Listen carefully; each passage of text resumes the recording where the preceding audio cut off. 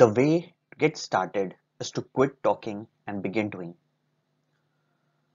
कुछ भी अचीव करने के लिए उस बारे में बात करने से ज्यादा इंपॉर्टेंट है कि उस पर काम करिए. A single step daily can take you to places जहां आप बात करके भी नहीं पहुंच सकते हो. Hello and welcome to Exam Wings. Exam Wings की इस वीडियो में आपका स्वागत है. वोकैबुलरी इंग्लिश का बेसिक स्ट्रक्चर क्रिएट करती है. अगर आपको synonym, antonyms, vocabs, one words में दिक्कत होती है या ये चीजें नहीं आती हैं तो बहुत ज़्यादा चांस है कि आप किसी भी कॉम्पिटिटिव एग्जामिनेशन में अच्छा परफॉर्म नहीं कर पाओगे. ईपीएफओ में 2017 में वोकैबुलरी से डायरेक्ट 3 क्वेश्चन आए थे.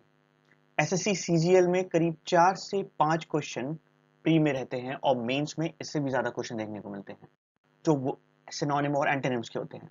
एसबीआई और आईबीपीएस पीओ जैसे पेपर में क्लोज टेस्ट में वोकैबुलरी बहुत ही ज़्यादा इंपॉर्टेंट रोल प्ले करती है.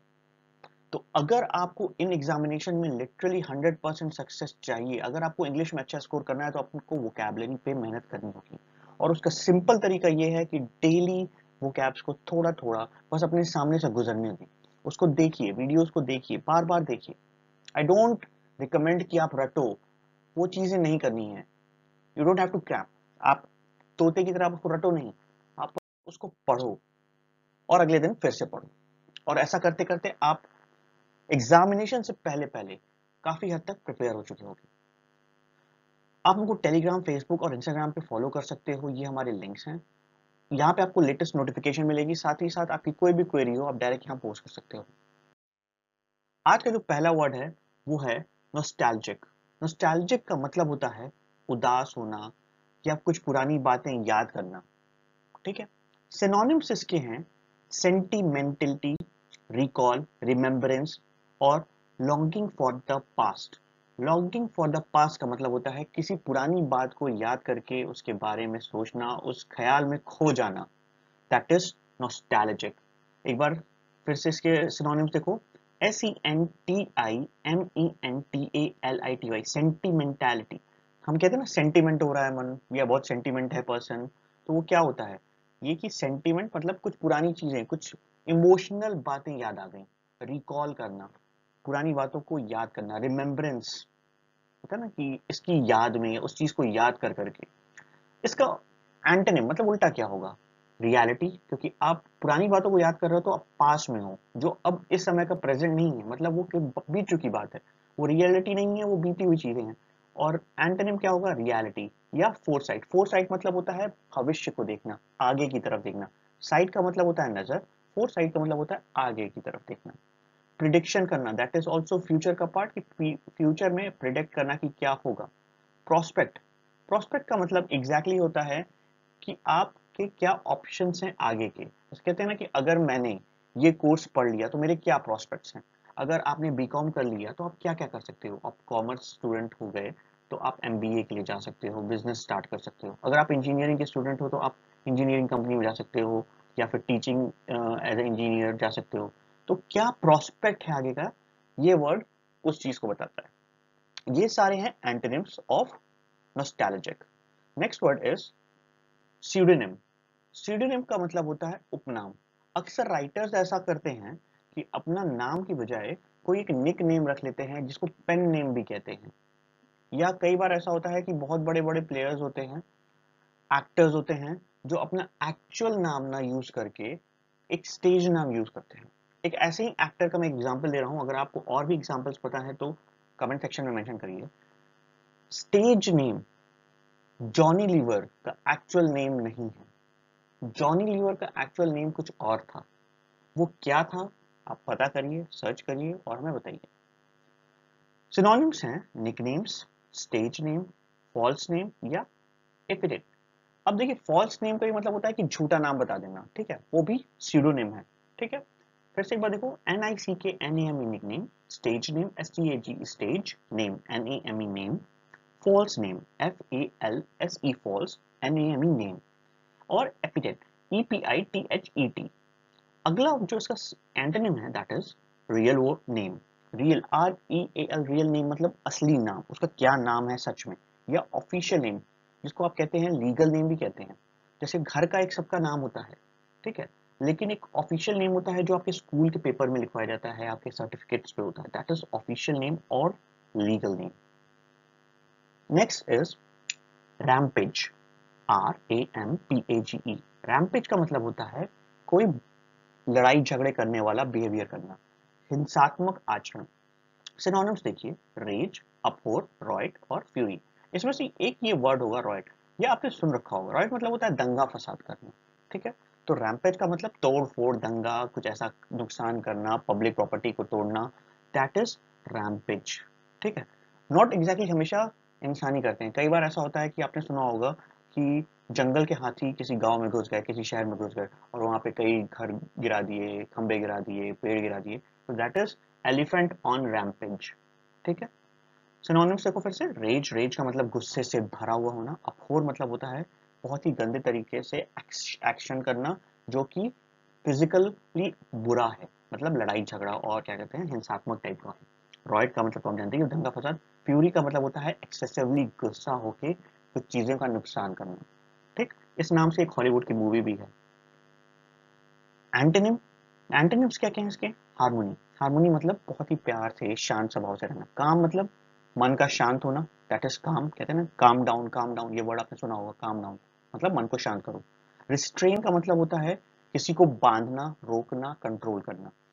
जब किसी कैदी को पकड़ा जाता है तो उसको हथकड़ी बांध के क्या किया जाता है, हथकड़ी से रिस्ट्रेन किया जाता है। अगर कोई पागल है उसके हाथ पैर बांध दिए जाते हैं तो क्या किया जाता है, उसको रिस्ट्रेन किया जाता है। लॉफुलनेस मतलब लॉ के अकॉर्डिंगली चलना, मतलब कोई गलत आचरण या काम नहीं करना। Next word is buffered, BEREFT, मतलब पागल या दीवाना, मतलब अजीब तरीके का, खोया हुआ टाइप का। यहाँ पे वो दीवाना नहीं है जो आप किसी को कहोगे कि नहीं मतलब इसके पीछे दीवाना हो गया, ये वाला वर्ड नहीं है यहाँ पे। दिस इज हियर, जिसका मतलब होता है आप लॉस्ट हो, अलग ही दुनिया में, ठीक है। आप प्रेजेंट सेंस, प्रेजेंट टेंस के हिसाब से नहीं चल रहे हो, अलग इमेजिन वर्ल्ड में कहीं पे खोए हुए हो। सिनोनिम्स देखो, बेगर्ड, डिप्राइव्ड या डेस्टिट्यूट। डिप्राइव्ड का मतलब होता है कि किसी चीज से किसी को वंचित कर देना। यहाँ पे इसका क्या मतलब होगा, यहाँ पे इसका मतलब होगा रियलिटी से वंचित हो जाना, कि रियलिटी को वो नहीं समझ पा रहे हैं, he is living in some imaginary world. Destitute का मतलब होता है डेस्पिरेशन में खो जाना कहीं, ठीक है। ऐसे ही बेगर का मतलब होता है बेवकूफी हरकतें करना या पागलपन करना। एंटोनिम्स का क्या होगा, इसका एंटोनिम होगा फुल। फुल यहाँ पे कैसे यूज होगा, फुल का एक तो मतलब हम जानते हैं कि भरा हुआ, यहाँ पे फुल का मतलब है बेसिकली जो यूज होगा वो होगा कि दिमागी रूप से शांत और कंपोज्ड होना। हैप्पी होना मतलब खुश होना, तो ऑब्वियसली आप खुश हो तो ऐसी हरकतें नहीं करोगे, ठीक है। नेक्स्ट वर्ड इज सरमाइज, SURMISE, मतलब अनुमान लगाना, एक्सपेक्ट करना, किसी चीज को एज्यूम करना, ठीक है। सिनोनिम्स देखिए, सपोज, SUPPOSE, सपोज मतलब सपोज करो कि तुम वहां होते, ऐसा कहा जाता है। तो सपोज का मतलब हो गया कि आप ऐसा इमेजिन करो, सोचो, एज्यूम करो। जैसे हम मैथ्स में अक्सर होते हैं, assume x is equal to Y, या x इज इक्वल टू 10, या let x is equal to 2। तो एज्यूम का मतलब होता है मान लो, सोच लो। सस्पेक्ट का मतलब होता है शक करना। ये और ये कैसे सेम है, अब देखिए, एज्यूम मतलब आपने कुछ सोचा, सस्पेक्ट का मतलब कि आप उसके बारे में सोच रहे हो, कुछ निगेटिव सोच रहे हो कि अरे ये यही था क्या वहां पे, मैंने इसी को देखा था क्या, इसीलिए चोरी की थी क्या। तो ये सारी चीजें सस्पेक्ट्स में आती है। इमेजिन भी करना भी एक तरह का सोच होता है। तो ये कुछ वर्ड्स सोच के लिए पॉजिटिव होते हैं, कुछ निगेटिव होते हैं। अब आप सस्पेक्ट करोगे, किसी के ऊपर शक करोगे तो सस्पेक्ट करोगे। कुछ पॉजिटिव सोचोगे कि इमेजिन कि आपकी सिलेक्शन हो चुका है और आप ऑफिस में बैठे हुए हो, कैसा फील होगा, दैट इज इमेजिन। तो that is all synonyms of summarise, अरे सॉरी सरमाइज। एंटोनिम्स क्या है इसके? Antonym are confirmation, proof, analysis and witness. मतलब यहाँ पे देखिए सारे वर्ड्स वो हैं जो 100% रियलिटी से रिलेटेड है। यहाँ इमेजिनेशन है, सपोज करिए, सोचिए, इमेजिन करिए। यहाँ पे कंफर्म, कंफर्मेशन मतलब 100% श्योरिटी चाहिए। प्रूफ मतलब कि हाँ ऐसा ही है, प्रूफ इट, इसका एग्जाम्पल दो, या इसका क्या कहते हैं सर्टिफिकेट प्रूफ दिखाओ कि मुझे ये चीज हुई थी, ठीक है। एनालिसिस करो, डॉक्यूमेंट्स, डेटा को चेक करो कि हाँ रियलिटी क्या है, एक्चुअल फैक्ट्स क्या है, फैक्ट्स को विटनेस करो, ठीक है। विटनेस का मतलब होता है, विटनेस देखते हो ना मूवीज में दिखाता है, विटनेस है ये यहाँ के विटनेस थे। तो विटनेस का मतलब होता है कि एक्चुअल उस चीज को जिसने देखी हो, फेस की हो। Next word is Kindle. Kindle एक प्रोडक्ट भी आता है अमेजन पे। अगर आप देखोगे अमेजन का एक प्रोडक्ट आता है, ऐसा ऐसा होता है, ठीक है। और वहाँ पे पूरी की पूरी स्क्रीन ब्लैक एंड वाइट होती है और वो काफ़ी कॉस्टली होता है, 5,000 6,000 का होता है। बेसिकली ये क्या होता है, किंडल एक टैबलेट होती है जिसपे आप बुक्स पढ़ते हो। बट किंडल का मतलब क्या होता है, किंडल का मतलब होता है सुलगाना, कोई एक आग जलाना, इग्नाइट करना। सिनोनिम्स आप देखो आप इसके, इग्नाइट, इन्फ्लेम, प्रोवोक, स्टिमुलेट। देखिए ये कुछ वर्ड्स पॉजिटिव भी दिखेंगे, कुछ नेगेटिव दिखेंगे। इग्नाइट का मतलब आग जलाना, किसी चीज को जलाना। इन्फ्लेम का मतलब भी यही होता है, इन दोनों का मतलब सेम होता है करीब करीब। तो अब देखिए यहाँ पे कई चीजें इसको, इन फ्लेम, जब फ्लेम की बात होगी ना, तो फ्लेम जो आंच होती है, कि फ्लेम बढ़ाना, और इग्नाइट का मतलब होता है किसी चीज को जलाना। तो अब जब हम कहेंगे कि इग्नाइट कर रहे हैं हम अपने पढ़ने को, अपने जोश को, तो मतलब हम किंडल कर रहे हैं। प्रोवोक कर रहे हैं, ये थोड़ा सा नेगेटिव वर्ड में यूज होता है, या कभी कभी पॉजिटिव में भी यूज होता है। प्रोवोक का मतलब होता है किसी को उकसाना, किसी चीज की। स्टिमुलेट करना मतलब किसी वर्चुअल पोजीशन में लाके किसी को उस तरह से सोचवाना, दिखाना, समझाना। स्टिमुलेट करो उसके माइंड को कि सोचे, कि सोचो कितना अच्छा लगेगा अगर तुम्हारा सिलेक्शन हो जाएगा, और उसके बाद तुम्हारे घर वाले कितने खुश होंगे। सोचो, स्टिमुलेट, उसका माइंड स्टिमुलेट हो गया, वो जोश में आ गया। अब उसको लग रहा है कि मुझे और मेहनत करनी चाहिए। अब उसका एंटोनिम क्या होगा, एक्सटिंग्विश। इग्नाइट मतलब हम आग बढ़ा रहे हैं, एक्सटिंग्विश का मतलब कर रहे हैं हम फिनिश कर रहे हैं, खत्म कर रहे हैं, फिनिश हो गई, या स्टॉप, ठीक है। डैम्पन का भी मतलब होता है किसी चीज को घटा देना, बंद कर देना, रोक देना, काम, शांत करना। डिस्करेज मतलब जहां जैसे मैंने स्टिमुलेट किया था कि उसके दिमाग को ज्यादा जोशीला कर दिया कि नहीं अब तुम इस बारे में सोचो, देखो कितना अच्छा लगेगा तुम्हारा सिलेक्शन में। डिस्करेज कर दो, नहीं तुमसे पेपर नहीं निकलेगा, तुम नहीं निकाल सकते, तुम नहीं कर सकते। These are discourage, okay. Next word is magnitude. Magnitude का मतलब होता है कि उसका आकार क्या है, क्या साइज है। लाइक कहते हैं ना कि अर्थक्वेक आया था, बहुत ज्यादा मैग्नीट्यूड का था, मतलब बहुत ज्यादा उसका साइज या आकार कह लो क्या था। सिनोनिम्स देखिए, मास, एनॉर्मिटी, इमेंसिटी एंड एप्लीट्यूड। अब इसका मतलब देखिए, मास का मतलब होता है बहुत सारे लोग, कहते हैं ना मास, क्या कहते हैं, लीडर थे वो, तो बहुत सारे लोगों का लीडर होना, दैट इज मास, मतलब बहुत ढेर सारा। अब वहाँ लोगों के लिए भी यूज किया जा सकता है और अलग अलग चीजों के लिए यूज होता है। इनॉर्मिटी का भी मतलब होता है किसी चीज को शेप देना। इमेंसिटी का मतलब होता है इमेंस, मतलब बहुत ढेर सारा, एक्सेसिव, टू मच। एप्लीट्यूड का भी मतलब यही होता है कि बहुत हाई लेवल पे कोई चीज होना, ठीक है। अब एंटोनिम देखो, पेटीनेस, PETTINE, पेटीनेस मतलब थोड़ा सा। ट्रिवियलिटी, ट्रिवियलिटी मतलब जरा सा, ज्यादा नहीं, ट्रिवियल है, कोई बहुत सिंपल चीज है। ट्रिवियल वर्ड हमने कर रखा है प्रीवियसली, आप अगर वीडियोस देख रहे होगे रेगुलरली तो आपको ये वर्ड पहले मिला होगा, ट्रिवियल। ट्रिवियल का बेसिक मतलब होता है कि किसी चीज को स्मॉल स्केल पे करना। अब ये देखिए स्मॉलनेस, जब मैंने कहा यहाँ पे मास, बड़ा, बहुत ज्यादा, एक्सेसिव, तो स्मॉलनेस उसका उल्टा ही होगा, ठीक है। Next word is innovation. Innovation करीब करीब सबने ये वर्ड सुना होगा, innovation, innovation technology, latest innovation, ये सारे इस तरह के वर्ड सुने होंगे। तो इसका मतलब क्या होता है, नयापन। सिनोनिम्स, ये चीज बहुत से लोग नहीं बता पाएंगे तुरंत। अब सिनोनिम देखो, इन्वेंशन करना किसी चीज का, मतलब खोज करना। अल्टरेशन करना मतलब कुछ बदलाव करना, अल्टर करो ना, कपड़े अल्टर कराते हैं, तो अल्टरेशन मतलब किसी चीज में बदलाव लाना। क्रिएशन मतलब किसी चीज को नया बनाना। डेवलप करना मतलब किसी चीज को भी डेवलप करना। अब देखो क्रिएशन और डेवलपमेंट में थोड़ा सा फर्क होता है। डेवलपमेंट में आपको एक चीज होती है जो आप उसको इम्प्रूव करते हो। क्रिएशन में आप 0 से शुरू करके उसको ऊपर तक ले जाते हो, लेट्स से 100 तक ले जाते हो। डेवलपमेंट में आप कोई 50 होती है उसको 100 तक ले जाते हो, ठीक। किसी नए प्लैनेट का क्रिएशन होगा, ठीक है, लेकिन अगर एक प्लैनेट है उस पर ह्यूमैनिटी है और उसको डेवलप कर रहे हैं, नए घर बना रहे हैं, तो वो डेवलपमेंट हुआ, ओके।